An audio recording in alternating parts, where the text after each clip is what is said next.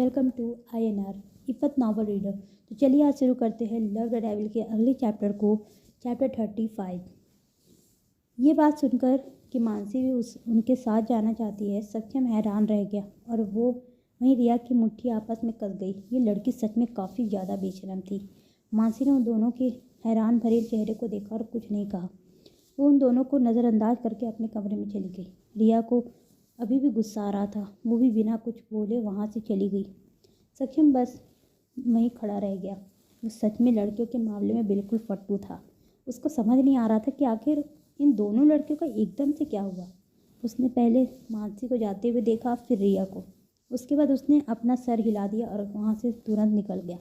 अगर वो कुछ और 3 लड़कियों के बीच रह सोच एक 2 दिन के अंदर ये उसे मेंटल हॉस्पिटल जाकर अपना इलाज करवाना पड़ेगा।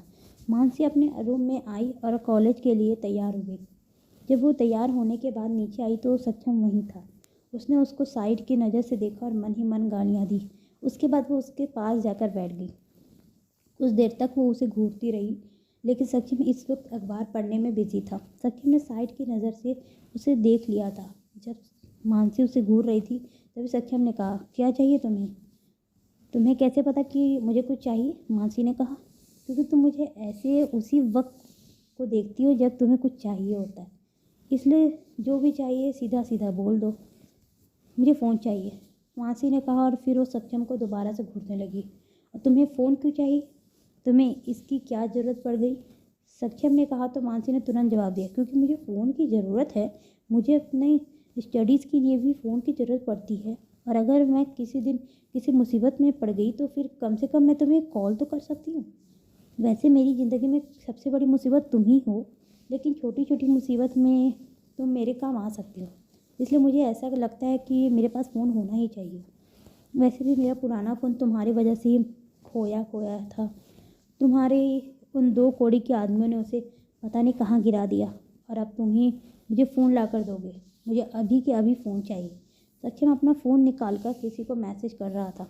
10 मिनट बाद एक आदमी वहाँ आ गया, जिसमें हाथ में एक बॉक्स पकड़ा हुआ था, और उसने वो बॉक्स सक्षम को लाकर दे दिया। सक्षम ने मानसी की तरफ अपना हाथ बढ़ाया और कहा, ये लो तुम्हारा फ़ोन। मानसी हैरानी के साथ खुश भी थी। सक्षम ने इतनी जल्दी उसके लिए फ़ोन भी मंगा दिया। इससे बड़ी खुशी की बात उसके लिए कुछ और हो ही नहीं सकती थी।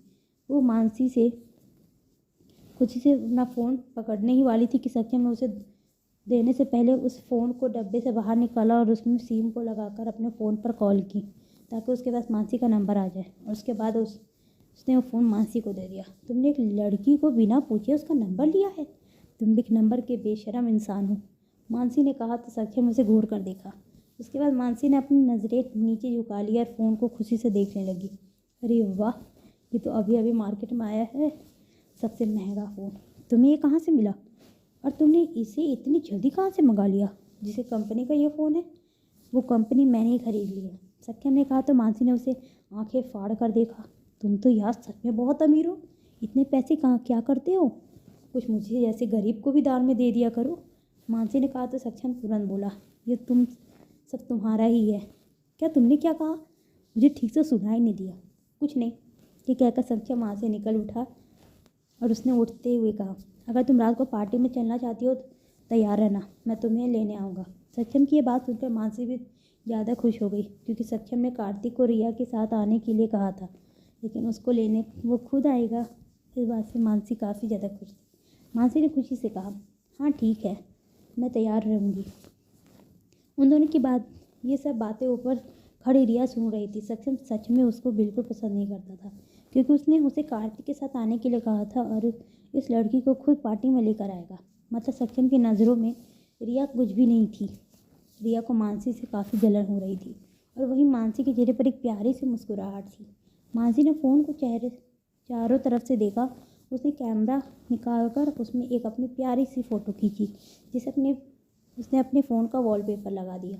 मानसी जब कॉलेज पहुंची तो उसने स्नेहा और तनु को भी फ़ोन दिखाया। फ़ोन को देखकर वो भी शॉक थे, क्योंकि वो कोई आम फ़ोन नहीं था।